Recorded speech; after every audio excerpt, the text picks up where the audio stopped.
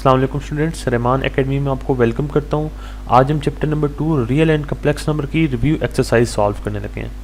अगर इस एक्सरसाइज को आपने कम्प्लीटली समझना है तो आप लोगों को यही रिकमेंड करूंगा कि आप लोग जो हैं वो 2.1 से लेके 2.6 तक तमाम वो वीडियोस जो हैं वो आप एक दफ़ा उनको गो थ्रू कर लें।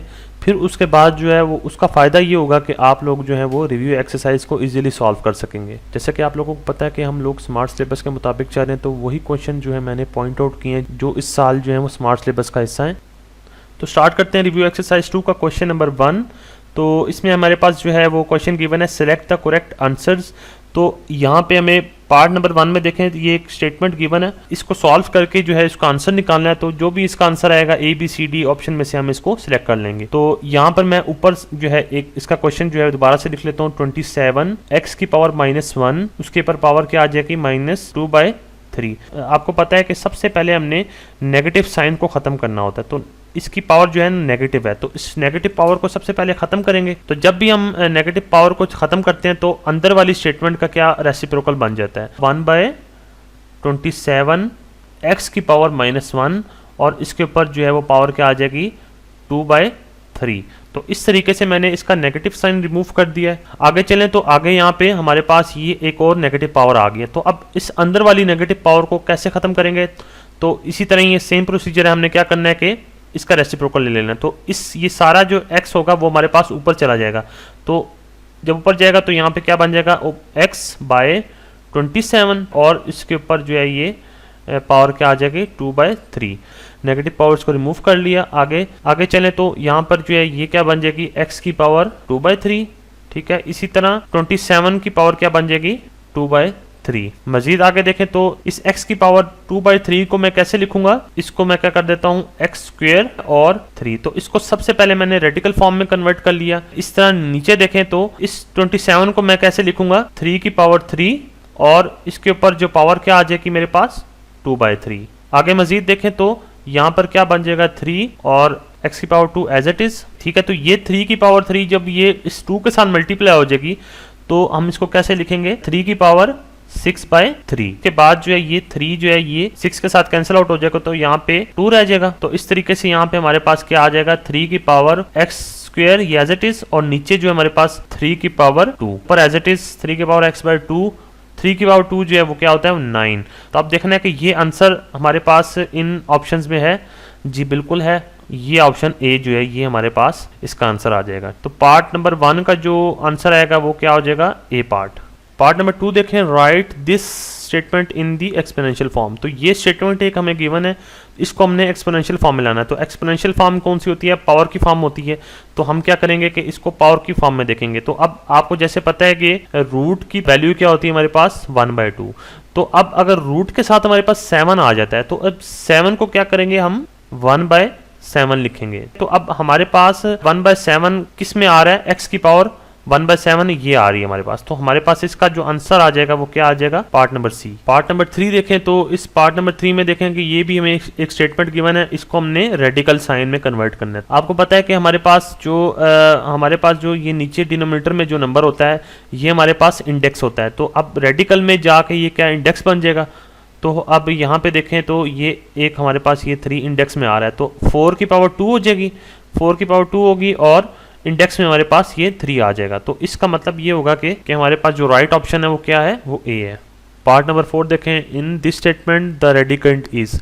तो हमने बताना है कि इसमें हमारे पास रेडिकेंट क्या है। आपको पता होना चाहिए कि रूट के अंदर जो है हमारे पास कोई भी जो नंबर होता है उसको हम रेडिकेंट बोलते हैं। तो रूट के अंदर जो नंबर वो 35 है, तो ऑप्शन 3 जो है उसमें हमारे पास ये करेक्ट हो जाएगी। पार्ट नंबर 5 में देखें तो ये स्टेटमेंट गिवन है, इसको हमने जो है इसका आंसर लेके आना है। तो इसका आंसर लाने के लिए मैं इसी स्टेटमेंट को दोबारा लिखता हूँ 25/16। इसके ऊपर पावर क्या आ जाएगी -1/2। तो सबसे पहले हमको पता होना चाहिए कि नेगेटिव पावर जहाँ भी आती है तो हम उसको नेगेटिव साइन जो है उसके साथ ख़त्म करते हैं। तो नेगेटिव साइन तभी ख़त्म होता है जब हम इसका रेसिप्रोकल लेते हैं। तो रेसिप्रोकल इसका लेते हैं, तो यहाँ पे रेसिप्रोकल लेंगे तो हमारे पास 16 ऊपर आ जाएगा और नीचे 25 चला जाएगा। तो इस तरीके से ये 1/2 इसके साथ आ जाएगा। इससे अगले स्टेप देखें तो 16 किसका स्क्वायर होता है, 16 हमें पता है कि ये 4 का स्क्वायर होता है। तो इस 4 के स्क्वायर के ऊपर पावर जो आ जाएगी हमारे पास 1/2। इसी तरह नीचे क्या आ जाएगा 25 किसका स्क्वायर है, तो 5 का स्क्वायर है तो इसकी ऊपर जो पावर आ जाएगी वो 1/2 आ जाएगी। तो ये पावर दोनों आपस में कैंसिल आउट हो जाएंगी, इसी तरह ऊपर वाली पावर भी कैंसिल आउट हो जाएंगी। तो हमारे पास जो रिमेनिंग आंसर आएगा वो क्या आएगा, 4/5। तो अब इस 4/5 को देखना है हमारे पास कहाँ पे आ रहा है, तो 4/5 हमारे पास ऑप्शन बी में आ रहा है, तो ऑप्शन बी हमारे पास करेक्ट हो जाएगी। पार्ट नंबर 6 देखें, the conjugate of 5 + 4 iota is. तो इस क्वेश्चन में क्या करना है, हमने 5 + 4 आयोटा का कॉन्जुगेट लेना है। तो कॉन्जुगेट लेने के लिए मैं क्या करूंगा, मिडिल साइन को रिप्लेस कर दूंगा। तो मिडिल साइन जो है हमारे पास इस वक्त जो है हमारे पास प्लस है, तो इसकी जगह मैं क्या लिख दूंगा, 5 - 4 आयोटा। तो 5 - 4 आयोटा जो है वो इसका राइट ऑप्शन होगा। तो इसमें देखें 5 - 4 आयोटा कहाँ पे आ रहा है, तो ये ऑप्शन सी में आ रहा है। तो ऑप्शन सी जो है इसका करेक्ट आंसर है। नेक्स्ट पार्ट देखें, पार्ट नंबर 7। तो पार्ट नंबर 7 जो है इसमें हमें पूछा गया है the value of iota power 9। तो आयोटा की पावर 9 का जो आंसर है वो क्या आना चाहिए। तो यहाँ पे मैं इसको यहाँ पे सबसे पहले आयोटा की पावर 9 इसको सबसे पहले सिंप्लीफाई करते हैं। तो आयोटा की पावर 9 एक जो है ऑड पावर है, तो ऑड पावर को हम क्या करेंगे, सबसे पहले 200 में तोड़ेंगे। तो मैं क्या करता हूँ, आयोटा की पावर 8 × आयोटा। तो इस तरह मैंने 200 में तोड़ लिया। अब आगे क्या करना है कि अब हमारे पास जब इवन पावर बन जाती है तो हम क्या करते हैं, इसमें से आयोटा स्क्वायर को निकालते हैं। तो आयोटा स्क्वायर को निकालने के लिए मैं आयोटा स्क्वायर की पावर जो है वो मैं लिख देता हूँ 4। तो इस तरीके से मैंने इसको इसके अंदर से जो है आयोटा स्क्वायर मैंने निकाल लिया, ठीक है। और इस तरह बाहर जो है आयोटा वो एज इट इज आ जाएगा, ठीक है। इसके बाद क्या होगा, आयोटा स्क्वायर की जगह मैं -1 को रिप्लेस कर दूंगा। तो आयोटा स्क्वायर की जगह -1 आ जाएगा और उसके ऊपर पावर क्या आ जाएगी, 4 × आयोटा। तो इससे अगला स्टेप क्या होगा, हमारे पास हमें पता है कि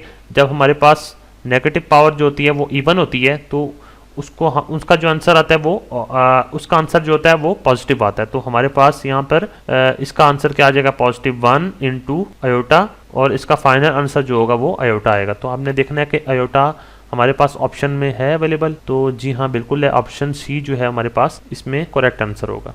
पार्ट नंबर 8 देखें, every real number is a complex number. अब मैं आपको इसकी रीजन बताता हूँ कि ये कम्प्लेक्स नंबर इसको क्यों कहा जाता है, हर रियल नंबर को। तो इसलिए कहा जाता है क्योंकि कम्प्लेक्स नंबर की अगर आप डेफिनेशन पे गौर करें तो कम्प्लेक्स नंबर की डेफिनेशन में हमारे पास क्या होता था, combination of real and imaginary number, ठीक है। तो अब आपको पता होना चाहिए कि हमारे पास कम्प्लेक्स नंबर के अंदर एक रियल होता है और इसके साथ ऐड होता है इमेजिनरी नंबर। इसको मैं अगर मैं स्टैंडर्ड फॉर्म में लिखूं तो मैं कैसे लिखूंगा, a + b आयोटा। तो आपको पता होना चाहिए कि a जो है इसमें रियल पार्ट है, ठीक है। तो अब कम्प्लेक्स नंबर में हमारे पास एक रियल पार्ट होता है जिसकी वजह से हम इसको क्या कहते हैं कि ये एक कम्प्लेक्स नंबर है। तो राइट ऑप्शन जो होगी मेरे पास क्या हो जाएगी, ऑप्शन डी। पार्ट नंबर 9 देखें, real part of this statement is. तो ये स्टेटमेंट हमें गिवन है, इसमें यहाँ पर अगर डायरेक्टली देखें तो हमें कोई रियल पार्ट नज़र नहीं आ रहा। यहाँ पर भी आयोटा है और यहाँ पे आयोटा स्क्वायर है। तो सबसे पहले हम जो है ना इसको सिंप्लीफाई करेंगे, फिर उसके बाद जो है वो हमें जो है वो रियल पार्ट हमें पता चल सकेगा। तो यहाँ पे मैं यहाँ पे 2ab एज इट इज लिखता हूँ, यहाँ पे आयोटा + आयोटा स्क्वायर लिख लेता हूँ, ठीक है। इसको मजीद सिंप्लीफाई करेंगे तो ये 2ab जो है वो अब जब अंदर मल्टीप्लाई होगा तो क्या हो जाएगा, 2ab आयोटा प्लस इसी तरह 2ab और साथ जो है वो आयोटा स्क्वायर के साथ मल्टीप्लाई हो जाएगा। नेक्स्ट स्टेप देखें तो यहाँ पे जहाँ पे भी हमें आयोटा स्क्वायर नजर आ रहा है उस आयोटा स्क्वायर की जगह मैं -1 को रिप्लेस कर देता हूँ। तो यहाँ पर जो है वो 2ab iota as it is आ जाएगा प्लस 2ab आयोटा स्क्वायर की जगह मैं -1 को रिप्लेस करता हूँ। तो यहाँ पर ये -1 और इस प्लस के साथ जब ऐड सब्ट्रैक्ट होगा तो क्या आंसर आ जाएगा, 2ab आयोटा और यहाँ पर माइनस हो जाएगा, इसी तरह 2ab यहाँ पे एज इट इज आ जाएगा। तो इसका मतलब ये है कि अब यहाँ पे अब इस स्टेटमेंट पे गौर करें तो यहाँ पर ये जिसके साथ आयोटा का साइन है ये एक इमेजिनरी नंबर है, इसी तरह -2ab जो है वो एक रियल नंबर है। तो हमसे पूछा क्या गया है, रियल पार्ट के बारे में। तो रियल पार्ट इसमें जो है ये -2ab है। तो -2ab हमारे पास यहाँ पे इस चॉइस में देखें तो हमारे पास ये बी ऑप्शन में अवेलेबल है। तो बी ऑप्शन जो है वो इसमें करेक्ट ऑप्शन है। पार्ट नंबर 10 देखें, imaginary part of this statement is. तो अब इसमें हमारे पास जो है ना इमेजिनरी पार्ट जो है उसको फाइंड करने के लिए सबसे पहले हम इसको सिंप्लीफाई करेंगे। तो यहाँ पे वही नंबर लिखता हूँ, -3 आयोटा प्लस 2। ये मैंने वही क्वेश्चन जो है वो एज इट इज लिख लिया। अब इसको मजीद सिंप्लीफाई करते हैं, माइनस आयोटा जब अंदर मल्टीप्लाई होगा तो वो क्या हो जाएगा, -3 आयोटा स्क्वायर प्लस माइनस और -2 आयोटा। तो अब जहाँ पे आयोटा स्क्वायर है हम उसको रिप्लेस करते हैं -1 से। तो ये -3 × -1 -2 आयोटा। ठीक है, तो अब माइनस माइनस क्या हो जाएंगे प्लस, तो यहाँ पे क्या हो जाएगा +3 और माइनस। तो हमसे पूछा क्या गया, हमसे इमेजिनरी पार्ट के बारे में पूछा गया। तो अब इस स्टेटमेंट पे गौर करें तो इमेजिनरी नंबर जो है वो कौन सा है, ये -2 आयोटा। तो -2 जो है वो इसमें, तो इसमें इमेजिनरी नंबर जो होगा वो कौन सा होगा, -2। तो -2 जो है वो ऑप्शन नंबर ए में है। तो ऑप्शन ए जो है वो हमारे पास करेक्ट आंसर है। पार्ट नंबर 11 देखें, which of the following sets have the closure property with respect to addition. तो आपको सबसे पहले closure property with respect to addition के बारे में पता होना चाहिए। तो क्लोजर प्रॉपर्टी बेसिकली क्या होती है, अगर मैं यहाँ पर एक नंबर लिखता हूँ a + b, ये दो नंबर्स ऐसे नंबर्स हैं जिनको हम ऐड अप करवाएंगे तो उसका जो रिजल्ट आएगा वो क्या आना चाहिए, वो भी रियल आंसर आना चाहिए। ये अब दिखने में तो बहुत ही आसान सी बात लग रही है, ठीक है, वो क्यों लग रही है अब मैं आपको जब एग्जांपल से समझाऊंगा आप और मजीद पता चल जाएगा। तो अब यहाँ पे देखें, यहाँ पे मैं a की जगह मैं लिखता हूँ 5 और b की जगह मैं क्या लिखता हूँ 3। तो जब हम इन दोनों को ऐड अप करवाएंगे तो इसका आंसर डेफिनेटली वो भी रियल ही आएगा 8। तो 8 जो है वो एक रियल नंबर है। तो ये एक दिखने में बहुत आसान स्टेटमेंट नजर आ रही है हमें, लेकिन इसको मैथमेटिक्स की लैंग्वेज में हम क्या कहेंगे, क्लोजर प्रॉपर्टी। तो बस इतनी सी सिंपल सी बात है। तो हमने ऑप्शन नंबर ए जो है इसमें हमने सिलेक्ट कर लेनी है, वो अब मैं आपको इसकी रीज़न बताता हूँ वो क्यों।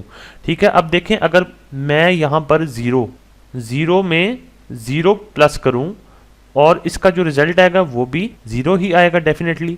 तो अब इसका यही मतलब है कि ये क्लोजर प्रॉपर्टी को सेटिस्फाई कर रही है। तो closure property with respect to addition, ठीक है, हमने देखा ना कि दो हमने नंबर्स को ऐड अप करवाया जिसके रिजल्ट में हमें क्या मिला, 0 नंबर। तो ऑप्शन ए में ये जो 0 जो हमें नजर आ रहा है ये एक जो है वो हमें रिजल्टिंग नंबर मिला है जो कि क्लोजर प्रॉपर्टी को सेटिस्फाई कर रहा है। अब आप लोगों में से मोस्टली स्टूडेंट्स का ये क्वेश्चन होगा कि ऑप्शन बी जो है वो भी, उसमें भी 0 नंबर और आ रहा है, -1 नंबर आ रहा है, तो ये भी यानी इसका मतलब है रियल नंबर्स हैं। तो ये कॉमन सेंस की बात है कि अगर हमारे पास दो नंबर्स ऐड हो रहे हैं तो उसके रिजल्ट में हमें एक ही नंबर मिलता है।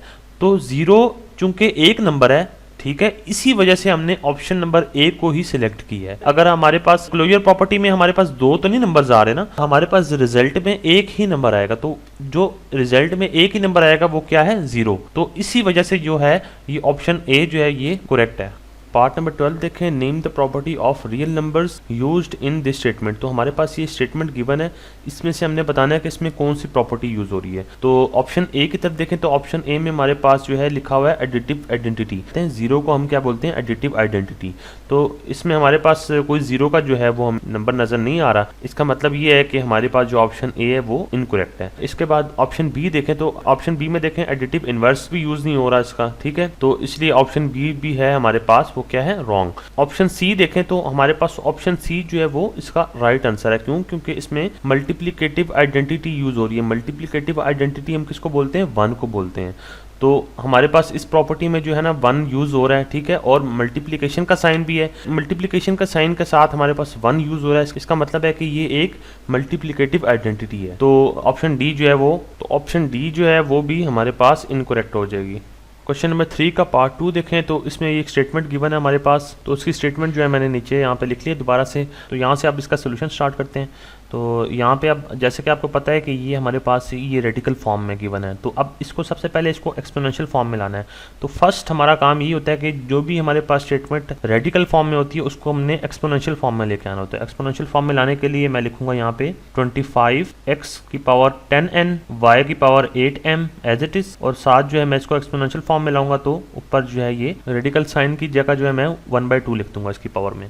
तो अब यहाँ पर इससे अगले स्टेप पे जाएं तो आपको पता होना चाहिए कि 25 किसका स्क्वायर है, 25 जो है वो 5 का स्क्वायर है। तो 5 का स्क्वायर लिख लूंगा। और x को देखें तो अगर x की पावर 10n को मैं कैसे लिखूंगा, मैं ऐसे लिखूंगा x की पावर 5n की पावर 2। इसी तरह y की पावर 8m को ब्रेक करना है तो मैं कैसे करूंगा, y की पावर 8 2 4 8 होते हैं तो मैं 4m लिख दूंगा और इसके ऊपर जो पावर होगी वो 2 आ जाएगी, ठीक है। और इसके ऊपर जो होल पावर है वो क्या है हमारे साथ 1/2 है जो कि चलती आ रही है। इसके बाद देखें तो यहाँ पे देखें 5, इसके बाद देखें तो ये हमारे पास ये 1/2 जो पावर है, अब ये जो है ये इस 2 के साथ और इस 2 के साथ और इस 2 के साथ ये आपस में मल्टीप्लाई हो जाएंगी।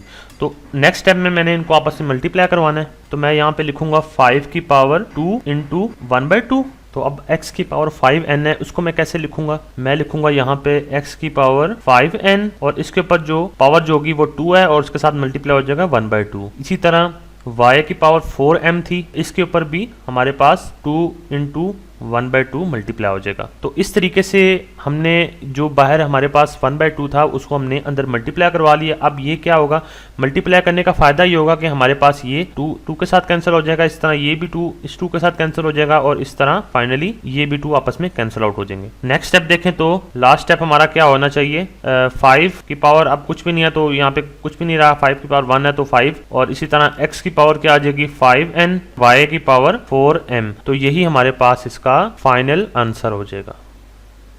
क्वेश्चन नंबर 3 का फोर्थ पार्ट देखें तो ये ऑलरेडी हमें एक्सपोनेंशियल फॉर्म में गिवन है। तो हमने क्या करना है, सबसे पहले नेगेटिव पावर्स को देखना है। तो पहला स्टेप यही होता है कि हमने नेगेटिव पावर देखनी होती है कहाँ पे आ रही है।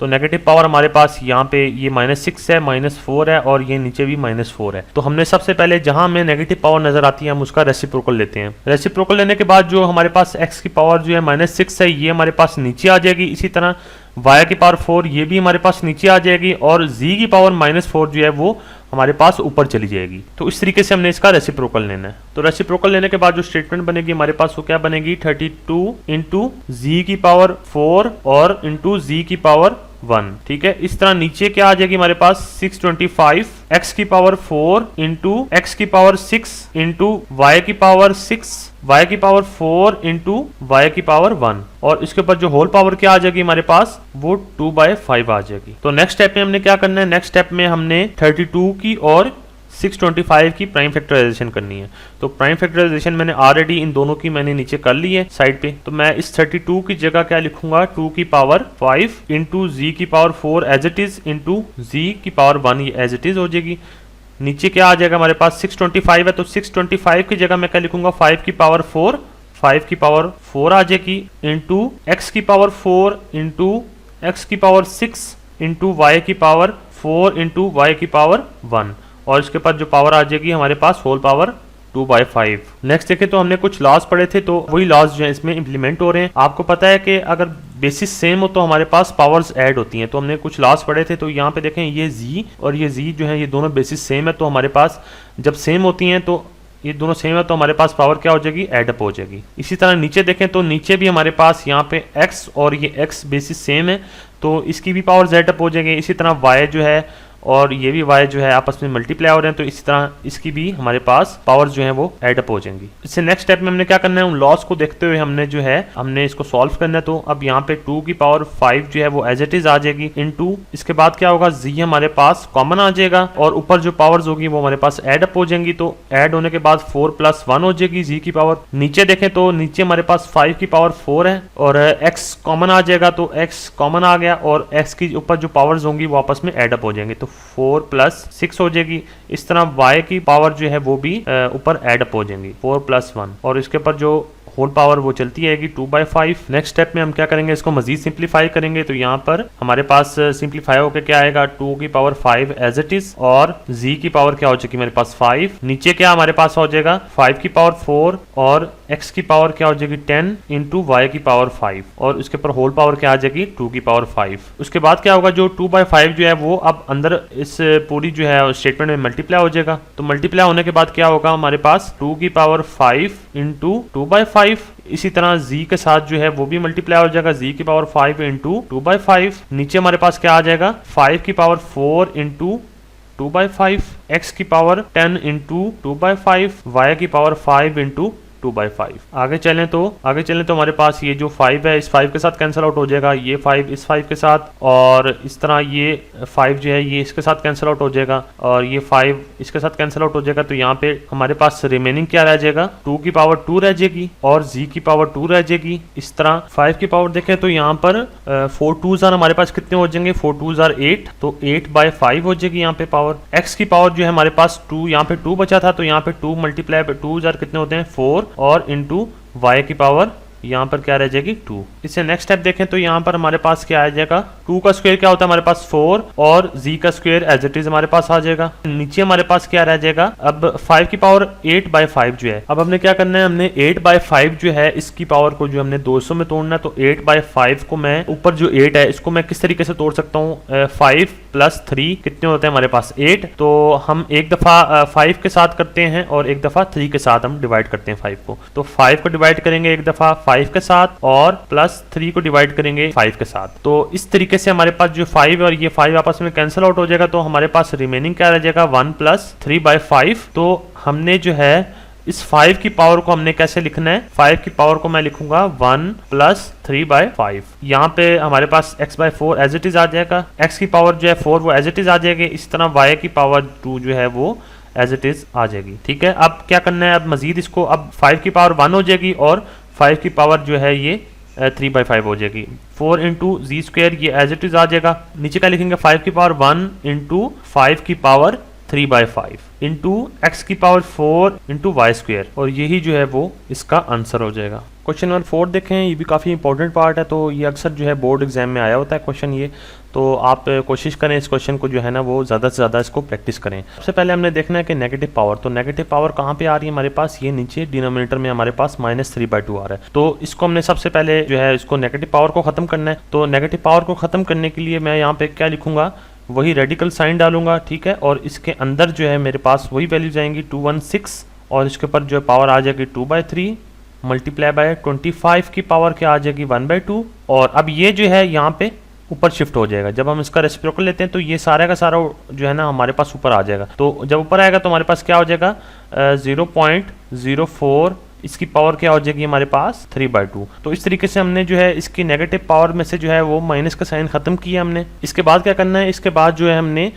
216 की प्राइम फैक्टराइजेशन करनी है। तो 216 की प्राइम फैक्टराइजेशन मैंने यहाँ पे नीचे कर ली है। तो अब यहाँ पे हमने इसको तोड़ के लिखना है। तो हम इसको कैसे लिखेंगे, यहाँ पर मैं लिखूंगा 2 की पावर 3 इंटू 3 की पावर 3। तो ये हमने जो है 216 को ब्रेक किया है। फिर इसके बाद जो है अब ऊपर जो पावर आ जाएगी वो क्या थी 2/3, तो वो एज इट इज आ जाएगी। मल्टीप्लाई 25 हमें पता है कि 5 का स्क्वायर होता है, तो हम यहाँ पे लिख देंगे 5 का स्क्वायर, और उसके ऊपर जो पावर आ जाएगी वो क्या आ जाएगी 1/2 इंटू, अब 0.04 को हम कैसे लिखेंगे 4/100। 4 से पहले देखें तो यहाँ पे हमारे पास 2 जीरोज आ रहे हैं। तो हम क्या करेंगे, इन 2 जीरोज को जो है वो हम नीचे डिनोमिनेटर में लिख देंगे, तो हम 100 बना लेंगे इसको। तो यहाँ पर मैं नीचे जो है इसकी जगह क्या लिख लूंगा 4/100, और इसके ऊपर जो पावर आ जाएगी वो क्या आ जाएगी 3/2। नेक्स्ट स्टेप देखें तो अब 2 की पावर 3 जो है अब इसको हम अंदर मल्टीप्लाई करवा देंगे। इसी तरह 1/2 को भी हम अंदर मल्टीप्लाई करवा देंगे। इसी तरह 3/2 को भी हम अंदर मल्टीप्लाई करवा देंगे। तो इससे नेक्स्ट स्टेप में हमने क्या करना है, यहाँ पे मैं उसी तरह लिखूंगा रूट, और इसके ऊपर जो है मैं 2 की पावर 3 और इसको मल्टीप्लाई करवा दूंगा 2/3 के साथ। आगे देखें तो 3 की पावर 3 और इसको भी मल्टीप्लाई करवा दूंगा 2/3 के साथ। इस तरह मैं 5 की पावर 2 जो है इसको भी मल्टीप्लाई करवा दूंगा 1/2 के साथ। और फाइनल यहाँ पर मैं जो है 4/10 को मैं कैसे लिखूंगा 2/10 की पावर 2, और उसको मल्टीप्लाई करवा दूंगा 3/2 के साथ। तो आई होप आपको यहाँ तक प्रोसीजर इसका समझ आ गया होगा। नेक्स्ट स्टेप की तरफ बढ़े तो ये जो 3 है इस 3 के साथ कैंसिल आउट हो जाएगा, ये 3 इस 3 के साथ कैंसिल आउट हो गया, और ये 5 की स्क्वायर जो है ये इस 2 के साथ कैंसिल आउट हो गया। इस तरह ये 2 भी इस 2 के साथ कैंसिल आउट हो गया। तो रिमेनिंग स्टेटमेंट हमारे पास कौन सी रह जाएगी वो हम यहाँ पे नीचे लिख लेंगे। तो यहाँ पे नीचे हमारे पास क्या आ जाएगा 2 की पावर 2 इंटू 3 की पावर 2 इंटू 5 की पावर 1 इंटू 2/10 की पावर हमारे पास क्या आ जाएगी 3। आगे बढ़े तो वही स्टेटमेंट हम दोबारा से लिखते हैं यहाँ पे। तो यहाँ पे मैं क्या लिखूंगा 2 की पावर 2 इंटू 3 की पावर 2 इंटू 5 की पावर 1, और इसके साथ जो अब 2/10 को मैं कैसे लिखूंगा, यहाँ पे तो 2 एज इट इज आ जाएगा, और नीचे जो है ना नीचे 10 को मैं 2 पार्ट्स में ब्रेक करूंगा। तो 10 का जब हम 10 की प्राइम फैक्टराइजेशन करेंगे तो हमारे पास क्या आएगी 2 5 10। तो यहाँ पे मैं क्या लिखूंगा 2 इंटू 5, और इसके ऊपर जो होल पावर आ जाएगी वो क्या आ जाएगी 3। नेक्स्ट स्टेप देखें तो यहाँ पर मैं क्या लिखूंगा 2 स्क्वायर इंटू 3 स्क्वायर, और 5 की पावर 1 इसका मतलब 5 है। ठीक है, अब यहाँ जो ये 3 जो है अब ये अंदर मल्टीप्लाई हो जाएगा, तो क्या बन जाएगा 2 की पावर 3, और इसी तरह नीचे भी हमारे पास जो है वो 3 मल्टीप्लाई हो जाएगा। तो 2 की पावर 3 इंटू 5 की पावर 3, तो ये 2 की पावर 3 और ये 2 की पावर 3 जो है आपस में कैंसिल आउट हो जाएंगे, और हमारे पास नीचे remaining 2 square into 3 square multiply by 5 की पावर 1 जो है वो इसके नीचे क्या आ जाएगा हमारे पास 5 की पावर 3। नेक्स्ट स्टेप देखें तो इन दो स्टेटमेंट्स को देखें तो यहाँ पे हमारे पास यहाँ पे एक डिवीजन लॉ जो हमने पढ़ा था वो लग रहा है। जब हमारे पास दो बेसिस सेम होती हैं और बीच में डिवाइड का साइन होता है तो हम क्या करते हैं, हम उसको माइनस करवाते हैं। तो अब हमने इससे अगले स्टेप में क्या करना है, हमने इनकी पावर्स को माइनस करवाना है। तो मैं लिखूंगा एज इट इज रूट डालूंगा और उसके ऊपर जो है 2 की पावर 2 इंटू 3 स्क्वायर इंटू 5 को मैंने कॉमन ले लिया, ठीक है, बेसिस सेम थी तो मैंने कॉमन ले ली, और जो चूंकि बीच में डिवीजन हो रही है तो हम क्या करेंगे माइनस, तो डिवीजन के केस में माइनस करेंगे, 1 माइनस 3 हो जाएगा यहाँ पे, 2 square into 3 square into 1 minus 3 कितने होते हैं हमारे पास 5 की पावर माइनस 2। अब नेक्स्ट स्टेप में देखें तो हमारे पास दोबारा जो है 5 के ऊपर जो पावर आई है हमारे पास वो नेगेटिव आई है। तो अब इस नेगेटिव पावर को खत्म करने के लिए इसका रेसिप्रोकल लेंगे तो हमारे पास कुछ इस तरीके से हमारे पास आ जाएगी स्टेटमेंट। यहाँ पर मैं लिखता हूँ 2 की पावर 2 इंटू 3 की पावर 2, और नीचे जो है इसका जब रेसिप्रोकल आएगा तो ये 5 की पावर 2 जो है वो नीचे आ जाएगी। अब इसके बाद देखें तो अब ये जो रूट है अब इसको हम ओपन करते हैं, तो इस रूट को हम रिप्लेस करते हैं किसके साथ 1/2 के साथ, और इसके अंदर जो आ जाएगा हमारे पास क्या आएगा 2 का स्क्वायर इंटू 3 का स्क्वायर, और नीचे हमारे पास क्या आ जाएगा 5 का स्क्वायर। मजीद आगे देखें तो 1/2 जो है ये अब अंदर इन सब पावर्स के साथ मल्टीप्लाई हो जाएगा, तो कैसे हम लिखेंगे इसको 2 की पावर 2 इंटू 1/2 इंटू 3 की पावर 2 इंटू 1/2, और नीचे हमारे पास क्या आ जाएगा 5 की पावर 2 इंटू 1/2। इस तरीके से ये 2 आपस में कैंसिल आउट हो जाएंगे, इसकी पावर्स भी आपस में कैंसिल आउट हो जाएंगी और नीचे वाले की पावर्स भी कैंसिल आउट हो जाएंगी। तो इसके बाद जो हमारे पास फाइनल आंसर आएगा वो क्या आएगा 2 इंटू 3, और नीचे हमारे पास 5 आ जाएगा, और 2 इंटू 3 हमारे पास कितने होते हैं 6, और नीचे हमारे पास 5 एज इट इज आ जाएगा, और यही हमारे पास इसका आंसर हो जाएगा। क्वेश्चन नंबर 5 देखें, ये भी एग्जाम के पॉइंट ऑफ व्यू से काफी इंपॉर्टेंट क्वेश्चन है। तो अगर आप इन दो स्टेटमेंट पे गौर करें तो यहाँ पर हमारे पास ये दो बेसिस सेम है, ए सेम है और यहाँ पे भी ए सेम है। तो बेसिस अगर सेम होती है तो हमारे पास जो ऊपर पावर होती है वो सब्ट्रैक्ट हो जाती है। तो इससे अगले स्टेप में हमने क्या करना है कि ए को कॉमन रखना है और उसके ऊपर जो है वो पावर जो होंगी वो सब्ट्रैक्ट हो जाएंगी। तो पावर्स ऊपर क्या है हमारे पास p माइनस क्यू, तो यहाँ पे इसके ऊपर जो है हमारे पास वो होल पावर क्या थी p प्लस क्यू। तो इस तरीके से हमने लॉ की मदद से हमने जो है इस तरीके से हमने लिख लिया इसको। अब इससे अगले स्टेप में देखें तो इसमें भी हमारे पास वही सिमिलर लॉ अप्लाई हो रहा है। तो हमने क्या करना है, a को कॉमन रखना है, ऊपर जो है हमारे पास q माइनस r वो सब्ट्रैक्ट हो जाएंगी पावर्स, और इसके ऊपर जो होल पावर है वो क्या बन जाएगी q प्लस r। बीच में डिवीजन का साइन अगर आप राइट हैंड साइड पे देखें तो राइट हैंड साइड पे यहाँ पर हमारे पास प्रोडक्ट रूल लग रहा है। ठीक है, हमने एक लॉ पढ़ा था, अगर दो बेसिस अगर जो है आपस में सेम है और बीच में मल्टीप्लिकेशन का साइन है तो हमारे पास जो पावर्स होती हैं वो ऐड हो जाती हैं। तो इस अगले स्टेप में हमने क्या करना है 5 लिख दिया और इनटू a के ऊपर जो पावर होंगी वो हमारे पास इस केस में प्लस हो जाएगी, और इसके ऊपर जो है हमारे पास p माइनस r जो है वो होल पावर आ जाएगी। और नीचे देखें तो नीचे अब देखें तो ये दोनों पावर्स जो हैं आपस में मल्टीप्लाई हो जाएंगी, a कॉमन आ जाएगा, a एज इट इज यहीं पे रहेगा और उसके ऊपर जो पावर होंगी वो मल्टीप्लाई हो जाएंगी। तो p minus Q into p plus Q, multiply का साइन, इसी तरह a के ऊपर जो है q minus r into q plus r, ये भी बिल्कुल आ जाएगा। बीच में डिवीजन का साइन और 5 इसी तरह बिल्कुल सेम जो है a के ऊपर जो है वो हमारे पास क्या पावर हो जाती है p plus R into p minus R. तो इस तरीके से हमने a के ऊपर जो पावर थी उसको भी हमने मल्टीप्लाई करवा लिया आपस में। नेक्स्ट स्टेप पे चलें तो यहाँ पर हमने एक फार्मूला पढ़ा था a square minus B square equals to a minus B into a plus B. तो अब जो हमारे पास ये दो पावर्स के ऊपर जो है हमारे पास जो भी पावर्स आई हैं ये सारी की सारी पावर जो है वो हमारे पास इस फार्मूले की फॉर्म में आई हैं। तो अब हमने क्या करना है, इसको a square minus B square की पावर में हमने इसको कन्वर्ट करना है। तो बिल्कुल सेम प्रोसीजर है, आपने क्या करना है बस इसके वेरिएबल चेंज है तो हमने क्या करना है a एज इट इज लिखा, ठीक है, और इसके ऊपर b square minus Q square, तो ये हमने इस फार्मूले की शक्ल में लिख लिया। इसी तरह बाकी सारी जितनी भी हमने पावर्स हैं वो हमने बिल्कुल इसी फार्मूले की शक्ल में लिखनी है। तो हमने क्या करना है आगे देखें तो इस a के लिए भी हमने क्या करना है Q square minus R square, division का साइन आ जाएगा बीच में, 5 के साथ जो है वो क्या है a की पावर हमारे पास क्या बन जाएगी p square minus R square. अब अगेन अगर आप इस दो स्टेटमेंट पे अगर गौर करें तो यहाँ पर हमें ये दोनों बेसिस जो हैं दोबारा सेम आ गई हैं। जब हमारे पास बेसिस सेम होती हैं तो हम पावर्स को आपस में एड अप करवाते हैं। तो अगले स्टेप में हमने क्या करना है, इनकी पावर्स को एड अप करवाना है। यहाँ पर फिर क्या आ जाएगा हमारे पास a कॉमन आ जाएगा और इसी तरह जो उसके ऊपर पावर थी p square minus Q square, इसके साथ जो ऐड अप हो जाएगी वो प्लस इसके साथ ऐड हो जाएगी क्या Q square minus R square, बीच में डिवीजन का साइन और 5 और a के ऊपर जो पावर आ जाएगी वो p square minus R square आ जाएगी। अगले स्टेप में हमने क्या करना है, इसकी पावर्स को हमने ऐड सब्ट्रैक्ट करवाना। तो a उसके ऊपर जो है वो p square minus Q square plus Q square plus minus minus और माइनस आर स्क्वायर, और डिवीजन का साइन आ जाएगा बीच में, और इसी तरह 5 ए के ऊपर पावर आ जाएगी P square minus R square. मजीद आगे देखें तो हमारे पास ये माइनस क्यू स्क्वायर और प्लस क्यू स्क्वायर जो है वो आपस में कैंसिल आउट हो जाएंगे। इसके बाद जो है वो क्या आ जाएगा, ए के ऊपर जो पावर आ जाएगी P square minus R square, division का साइन आ जाएगा बीच में, और 5 ए के ऊपर जो पावर आ जाएगी P square minus R square. अगर आप दोबारा अगर इन दो स्टेटमेंट पे गौर करें तो अब ये दोबारा से हमारा एक लॉ लग रहा है, ठीक है। हमने बताया था कि अगर दोनों बेसिस सेम होती है तो यहाँ पर बेसिस सेम है, ठीक है ना, ये दोनों बेसिस सेम है तो उसके ऊपर जो पावर है वो क्या हो जाएगी, सब्ट्रैक्ट हो जाएंगी। इस केस में सब्ट्रैक्ट इसलिए होंगे क्योंकि अब बीच में हमारे पास डिवीजन का साइन आ गया। इससे नेक्स्ट स्टेप में मैं क्या करूंगा, 5 जो है वो यहाँ पे लिख लूंगा और ए को मैं साथ कॉमन रखूंगा और P square minus R square को सब्ट्रैक्ट करवा दूंगा मैं P square minus R square के साथ। अब यहाँ पे देखें तो 5 एज इट इज आ जाएगा यहाँ पे, और तो इनकी पावर्स की जो ब्रैकेट्स हैं इनको ओपन करते हैं तो यहाँ पर P square minus R square हो जाएगा माइनस पी स्क्वायर, ठीक है। इस तरह माइनस माइनस क्या हो जाएगा, प्लस आर स्क्वायर। तो इसमें से अब देखें तो ये आर स्क्वायर जो है वो आर स्क्वायर के साथ कैंसिल आउट हो गया, P square minus P square के साथ कैंसिल आउट हो गया। तो इसका जो रिजल्ट क्या आएगा हमारे पास 5a, और a के पर जो पावर आ जाएगी वो क्या आ जाएगी 0। तो आपको पता होना चाहिए कि अगर हमारे पास किसी की भी पावर अगर 0 होती है इसका मतलब है कि इसका जो आंसर आएगा वो क्या आएगा, 1 आएगा। तो अब हमने क्या करना है कि हमारे पास इस केस में जो a की पावर आई है वो क्या आई है 0, तो अब इसकी जगह हमने क्या रिप्लेस करना है 1 को।